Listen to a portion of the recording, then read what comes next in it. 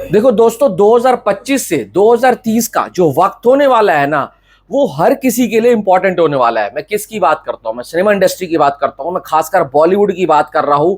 आमिर खान, शाहरुख खान, सलमान खान और भाई सनी देओल साहब, ये चारों रीढ़ की हड्डी हैं बॉलीवुड की। हाँ, थोड़े टाइम पहले सनी देओल साहब को रीढ़ की हड्डी में से जो मेन चीज होती है ना, वो निकाल कर साइड कर दिया गया था। फिर कहते हैं ना, वक्त का पहिया जब घूमता है तो वो चीज अपने आप आकर दोबारा से रीढ़ की हड्डी में जुड़ गई और दोबारा से बॉलीवुड खड़े होने की कोशिश कर रहा है।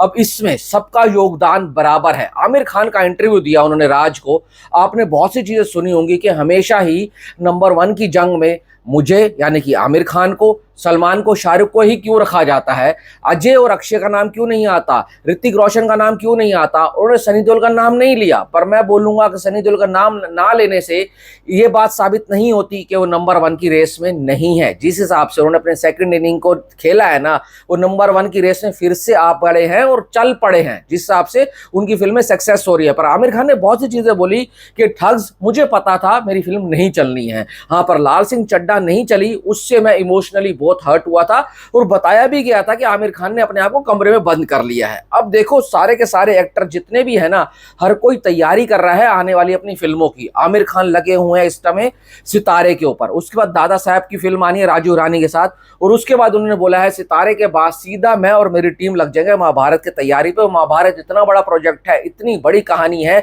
कि दुनिया का हर इमोशन उसके अंदर है। मतलब कि सैडनेस भी है, आप इमोशंस भी है उसके अंदर, प्यार भी है, रिवेंज भी है, ड्रामा भी है, हर चीज है उस कहानी के अंदर। वो ऐसी कहानी पेश करना चाहते हैं महाभारत की कि आज तक किसी ने ना देखी हो, क्योंकि हर कैरेक्टर के अंदर अपनी अपनी लेयर्स है। तो आमिर खान बहुत बड़ी तैयारी करने वाले हैं और वो कहते हैं अगर मैं मर भी गया तो भाई साहब कम से कम पब्लिक को ये तो लगेगा कि हाँ, ये आमिर खान महाभारत बनाकर चला गया एक नए जमाने की हमारे लिए। तो उस बंदे का जो विजन है बहुत सॉलिड है, बहुत ग्रैंड है। दूसरी तरफ बात करें अगर हम किसकी, शाहरुख खान की, शाहरुख खान भी इस वक्त किसी से कम नहीं है। शाहरुख खान जिस हिसाब से 2023 में बैक टू बैक फिल्में दे चुके हैं, 2500-2600 करोड़ कमा चुके हैं। कल उनके किंग की लुक जो वायरल हो रही है, लीक होकर आई है, वो लुक देखो, शाहरुख खान ने समझ लिया है। शाहरुख खान कहते हैं पहले मैं वो कर रहा था जो मेरे मन को अच्छा लगता था, अब मैं वो कर रहा हूं जो मुझे भी पसंद है और पब्लिक को पसंद है। मैं मास फिल्मों में घुस चुका हूं, एक्शन जो फिल्में पकड़ रहे हैं पब्लिक के बीच में, पब्लिक डोमेन के बीच में इस वक्त जो एक्शन फिल्मों का बहुत बोलबाला है। और शाहरुख खान जो लगे हुए हैं ना, पहले किंग आनी है, फिर पठान 2 आनी है, और उसके बाद हो सकता है वो कॉमेडी यूनिवर्स में घुस जाए मैड रॉक के साथ, या फिर कुछ और लेकर आए। ये बंदा खाली बैठने वाला नहीं है। तो ये 2025 से 2030 का जो वक्त होने वाला है किसी भी सीनियर एक्टर के लिए बहुत इंपॉर्टेंट है, खासकर सलमान, शाहरुख, आमिर, सनी, इन सब लोगों के लिए, क्योंकि ये सब लोग जो है 60 के हैं या 60 प्लस होने वाले हैं। तो ये सोचकर चलो, अगर अभी नहीं किया तो कभी नहीं किया, क्योंकि इसके बाद जो भाई साहब न्यू आ जाएंगे ना, ऋतिक तो है ही हैं, फिर रणबीर कपूर हो जाएंगे, विक्की कौशल हो जाएंगे, आयुष्मान खुराना हो जाएंगे, और साउथ वाले भी आजकल दबदबा बना ही रहे हैं।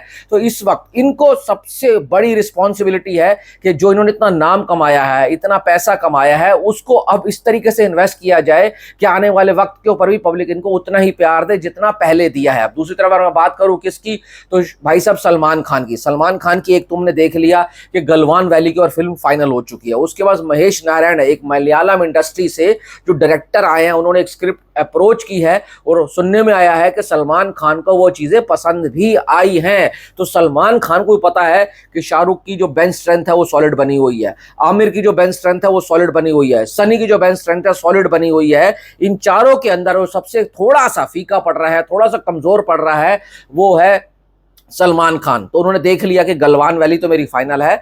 वो भी अब दूसरी तीसरी फिल्म के ऊपर भी काम कर रहे हैं कि जैसे भी करके मुझे फटाफट कुछ एक ऐसा सॉलिड प्रोजेक्ट अपनी बेंच स्ट्रेंथ में, अपनी बुक लिस्ट में, अपनी आने वाली पाइप लिस्ट में ऐड करना है कि जैसे ये खत्म हो फिर एक और फिल्म लेकर आ जाऊं। क्योंकि अब इनके पास वक्त नहीं है कि 3-3 साल में एक फिल्में करें। मुझे नहीं लगता कि अब वो चीजें होंगी, क्योंकि ऑलमोस्ट उस एज के पड़ाव के ऊपर है पब्लिक। अब इनको बहुत जल्दी और देखना चाहती है अलग अलग रोलों में, और उनको भी पता है अब नहीं तो कब नहीं। दूसरी तरफ सनी पाजी के पास तो लाइनअप ऐसा है कि उनका लाइनअप हर साल आना ही आना है। लाहौर 1947 का पता नहीं क्या होगा क्या नहीं, मुझे नहीं पता। वो आमिर खान साहब के ऊपर है और सनी देओल साहब के ऊपर है किस तरीके से उसको लेकर चलते हैं।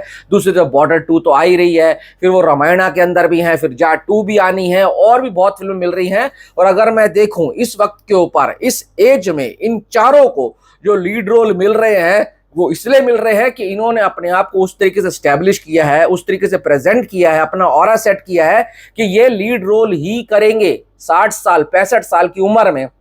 बॉलीवुड में पहले नहीं हुआ करता था ऐसा। अगर आप अमिताभ बच्चन साहब के टाइम पर देखो तो जब वो थे तो वो भी एक कैरेक्टर रोल में घुस चुके थे, पर आज भी ये मेन चीज में पकड़े हुए हैं। तो यही रीजन है क्योंकि पब्लिक इनके साथ है और इनको आज भी डायरेक्टर प्रोड्यूसर अपने आप को इनको ऐसी स्क्रिप्ट अप्रोच कर रहा है जो यही मेन फ्रेम में नजर आए। तो आपको क्या लगता है एज के इस पड़ाव में 2025 से 2030 के बीच में कौन सा ऐसा चारों में ये एक्टर होगा जो सबसे ऊपर निकलेगा? वो डिपेंड करता है कि किस तरीके की ये फिल्में चूज करते हैं, किस तरीके के डायरेक्टर चूज करते हैं, और पब्लिक क्या उनका कनेक्ट करेगी या नहीं करेगी। अपनी राय कमेंट बॉक्स में जरूर देना। Thanks for watching.